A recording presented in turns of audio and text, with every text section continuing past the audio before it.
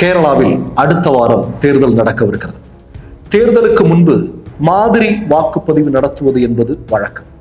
மாதிரி வாக்குப்பதிவு அப்படின்னா தேசிய கட்சிகள், மாநில கட்சிகள் இவர்களுடைய பிரதிநிதிகள் முன்னால் வாக்கு எந்திரங்கள் சரியாக வேலை செய்கிறதா என்பதை சோதனை செய்து பார்ப்பது.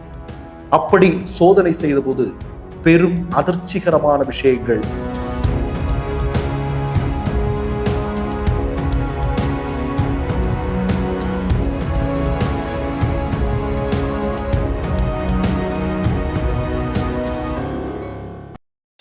மிஸ்டர் பர்ஃபெக்ட் எக்ஸ்ட்ரா கோல்டு திருமணமான ஆண்களுக்கு திருப்பு முனையை ஏற்படுத்தும் ஹலாலான இயற்கை வியாகரா.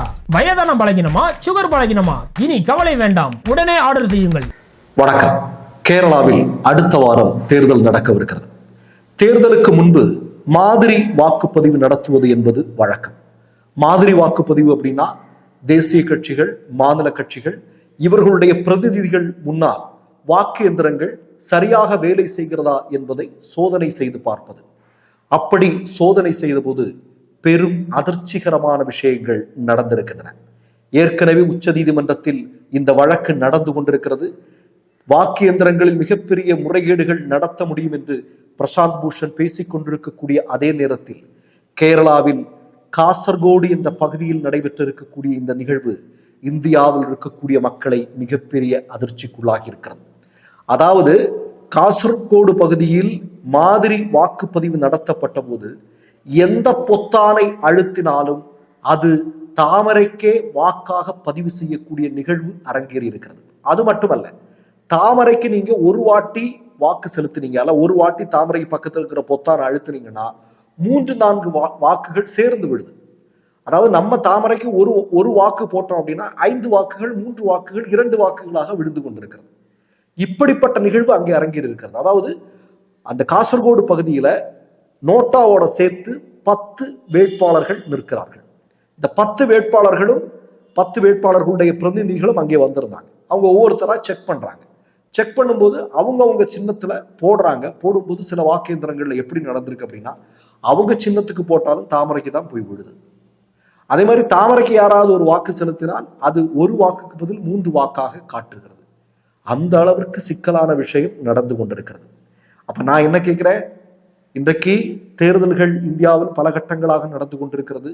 இந்த நேரத்தில் இந்தியாவெங்கிலும் மிகப்பெரிய சந்தேக அலை எழுந்து வருகிறது.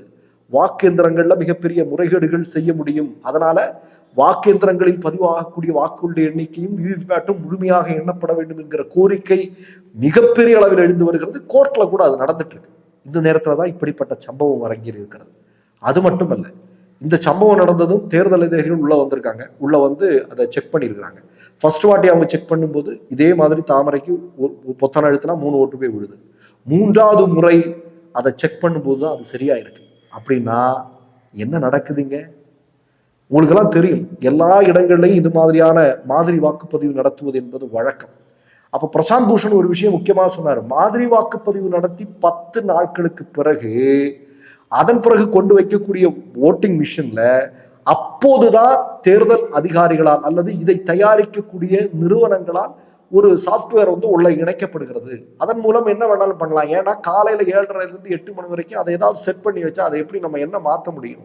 எதுவும் பண்ண முடியாது. இதுல ஏதாவது பண்ணியிருக்காங்களா அப்படிங்கிறது தெரிஞ்சுக்க முடியுமா அப்படிங்கிற ஒரு மிகப்பெரிய கேள்வியை கேட்டால் அது உச்ச நீதிமன்ற நீதிபதிகளுக்கே மிகப்பெரிய அதிர்ச்சி அளித்தது நேற்றைய தினம் அப்படிங்கிறத நம்ம சொல்லியிருந்தோம். இன்றைக்கு கையும் களவுமாக கேரளாவில் காசர்கோடு பகுதியில் இவிஎம்மில் இப்படிப்பட்ட மோசடி நடைபெறக்கூடும் என்பதை ஆதாரத்தோடு அம்பலப்படுத்தக்கூடிய செய்தி வெளியாகி இருக்கிறது. நாம் என்ன செய்ய போகிறோம்? மற்றொரு நிகழ்வில் சந்திப்போம். நன்றி, வணக்கம். மை நேம் இஸ் ரெட் சேனலை சப்ஸ்கிரைப் பண்ணிக்கோங்க. அதுக்கப்புறமா பக்கத்துல இருக்கிற ஜாயின் பட்டனை கிளிக் பண்ணீங்கன்னா ஒரு நியூ பேஜ் ஒன்று ஓப்பன் ஆகும். அதுலயும் ஜாயின் பட்டனே கிளிக் பண்ணிக்கோங்க. அதுல பாத்தீங்கன்னா credit R debit card options இருக்கு. இதுல உங்களுக்கு விசா, மாஸ்டர் கார்டு, ரிப்பே அப்படின்னு 3 ஆப்ஷன்ஸ் கொடுத்துருக்காங்க. அதுல நீங்க எந்த கார்டு சூஸ் பண்றீங்களோ அந்த கார்டோட நம்பர் என்டர் பண்ணிக்கோங்க. அப்புறமா கார்டோட வேலிடிட்டி மந்த் அண்ட் இயரை டைப் பண்ணிக்கோங்க. அடுத்தபடியா உங்க கார்டோட பின்னால சிவிசி கோடுன்னு சொல்லிட்டு 3 நம்பர்ஸ் கொடுத்துருப்பாங்க. அந்த நம்பர் இதுல என்டர் பண்ணிக்கோங்க. அப்புறமா அட்ரஸ் அண்ட் இன்ஃபர்மேஷன் என்டர் பண்ணிட்டு பைங்கிற பட்டனை கிளிக் பண்ணிக்கோங்க. ஒருவேளை உங்க கார்டு நம்பர் இன்வாலிட்னு காமிச்சிச்சுன்னா உங்க கார்டுல இன்டர்நேஷனல் யூசேஜை எனேபிள் பண்ணுங்க.